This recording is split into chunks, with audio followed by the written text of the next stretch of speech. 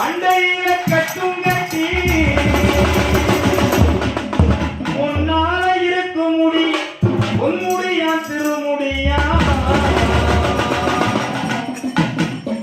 மதுராஜு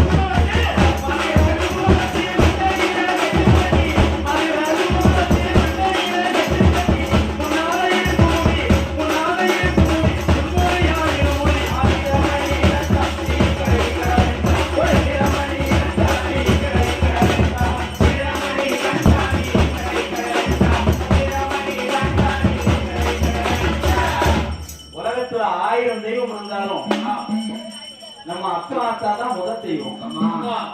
எல்லாம் போய் ஐயப்பன் சரணாகதி அடைஞ்ச பிறகு வீட்டுல ஆத்தாட்ட சண்டை போட்டோம்னா அந்த ஐயப்பன் கூட கேட்க மாட்டேன். அதனால யார வணங்குறோமோ இல்லையோ பெத்த தாய அப்பாவை ரெண்டாவது சொல்லுதான்.